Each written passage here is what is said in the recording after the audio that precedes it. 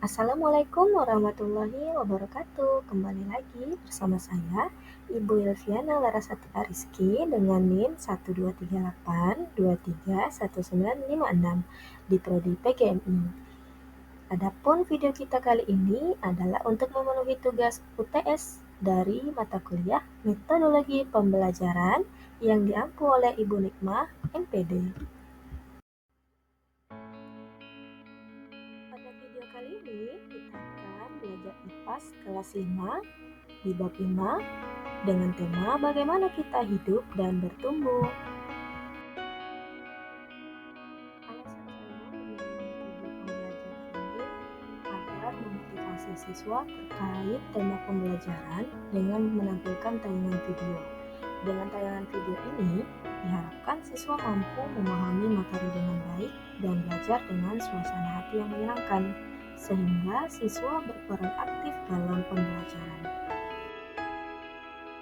Baiklah Nana, sebelum kita lanjut ke video berikutnya, kita harus tahu dulu apa saja nih tujuan pembelajaran pada bab ini.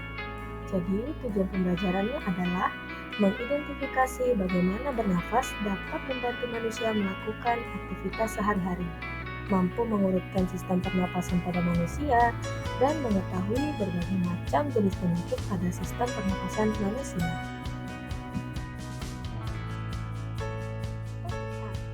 Bagaimana bernafas membantuku melakukan aktivitas sehari-hari?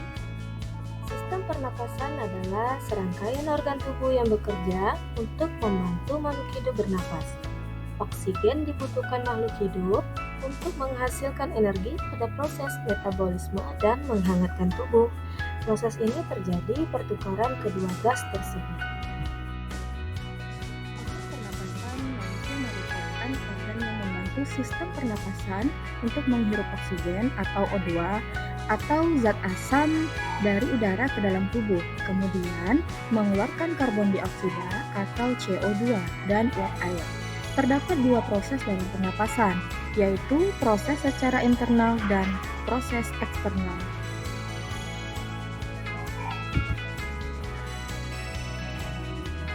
Mari sama-sama kita lihat sistem pernapasan pada manusia.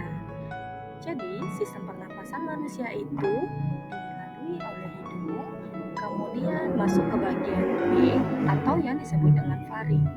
Dari faring kita akan melanjutkan ke bagian C, yaitu laring, dan masuk lagi ke area D atau trakea. Bisa disebut juga dengan batang tenggorokan. Kemudian setelah dari trakea, udara akan masuk melalui bronkus, kemudian lanjut ke paru-paru. Dan yang terakhir adalah diafragma.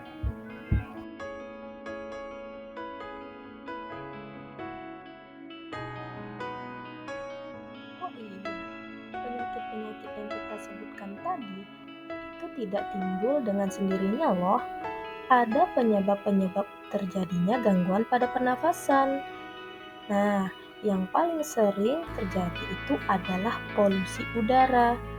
Dari udara yang kotor, itu bisa menyebabkan kita terkena berbagai jenis penyakit gangguan pernapasan. Lalu bisa juga penyakit tersebut disebabkan oleh konsumsi makanan cepat saji, yang terutama makanan-makanan yang tidak sehat, sehingga bisa menyebabkan juga terjadinya gangguan pada pernapasan. Yang paling sering terjadi juga disebabkan oleh rokok dan minuman beralkohol.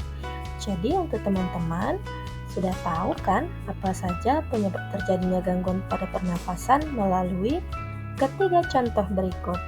Kira-kira apa lagi ya? Walaupun penyakit pada pernapasan itu bisa saja terjadi kepada kita, namun kita juga harus menghindari penyakit tersebut. Bagaimana ya caranya? Nah, jadi cara agar terhindar dari penyakit gangguan pernapasan itu bisa kita lakukan dari rumah. Yang pertama, memulai dari gaya hidup yang sehat. Terutama apa ya kira-kira? Seperti tidak bergadang, kemudian menghindari rokok dan asap rokok, karena perokok aktif dan juga pasif bisa juga terkena gangguan pernapasan. Dan tahu nggak sih kalau perokok pasif atau kita yang terpapar oleh asap rokok itu bahkan efeknya jauh lebih berbahaya daripada orang yang merokok aktif. Ketiga, mengkonsumsi makanan bergizi dan seimbang. Maka dari itu, ayo giatkan makan 4 sehat dan 5 sempurna. Keempat, berolahraga secara teratur minimal 3 kali dalam seminggu. Cukup tidur dan beristirahat agar tubuhmu merasa rileks. Dan ketika bangun dari beristirahat, tubuh akan menjadi lebih segar dan berenergi. Terakhir, mengelola stres dengan baik. Nah, jadi itulah cara agar tubuh kita senantiasa sehat dan terhindar dari berbagai penyakit, bukan hanya penyakit gangguan pernafasan, tetapi penyakit-penyakit lain yang dapat membahayakan kesehatan tubuh. Sekian pelajaran kita hari ini. Semoga apa yang disampaikan tadi bisa bermanfaat ya buat anak-anak sekalian. Oh iya, jangan lupa kembali belajar dan selalu bersemangat. Semoga sukses. Sampai jumpa di lain kesempatan ya.